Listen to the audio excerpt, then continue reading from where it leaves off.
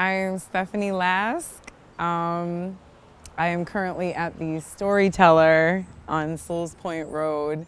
I am a wordsmith, melting the metals of syllables, some old miracles in the form of poetry, inventing different methods of venting with my rhythmic, systematic way of thinking. I've been doing spoken word poetry for almost 5 years now. October will make 5 years. I catch myself sinking into the paper, trapped between the college rule guidelines my mind doesn't seem to follow. I had always been writing ever since I was in elementary school. I just never got really serious about it. Scribing my heartbeats into existence, making the page speak with persistence, a facilitator of words, sharpening my weapon skills with circumstance and influence as my steel, only seeking perfection for my craft. What really got me into it was I went to an open mic. I didn't even know that open mics existed in this area. Doing what you love don't mean a damn thing if you ain't really into it, and I'm really, really into this. I was like, we're coming back next week and we're gonna say something, and that's what it is. So we went back, and that was the first time I ever read my stuff out loud. Knee deep in the quicksand of iambic pentameter, submerging myself in the parameters of spoken word poetry, marching to my own cadence.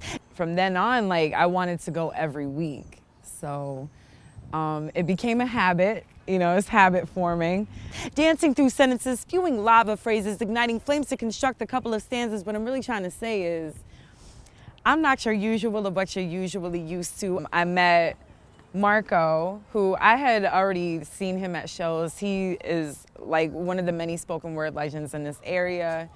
And he had asked me if I would be down to perform at a show called Last Tuesday that he was putting together. I strive to be an ordinary at all costs, different from the norm, someone that is still accepted regardless of all flaws. I want to be known like the saxophone solos and Sade's love songs. I always say that Marco is my mentor, because if it wasn't for him, I would have probably never started memorizing my poetry. Is it a crime that I want to be heard like 4-part harmonizing barbershop quartets, heard loud and clear like Kendrick's verse on Control and when Aretha demanded respect? I literally wrote so much poetry. And it ranged from hating work to, being out and dudes are hollering at you, to hip hop, to love, I was just so engulfed in it. I want to be respected, maybe more recognized, because if you have ever lived a life of rejection, the prize that you receive at the end of the tunnel is so sweet to accept. And I just started making sure I was at pretty much every open mic that was in the area. So I eventually met Godchild, who is another legend in this area for spoken word. Even on the bad days when I can't create and I throw my words on the ground as trash, I come back, push them all together so that everything gets swept in, no words left behind. I just want to keep investing these pieces into my notebook's bank account, let them collect interest and save them for the rainy days of my life's ins and outs with. So from there, I was just introduced to everybody that was on the scene that did poetry as well, and a lot of them I'm still calling them friend to this day.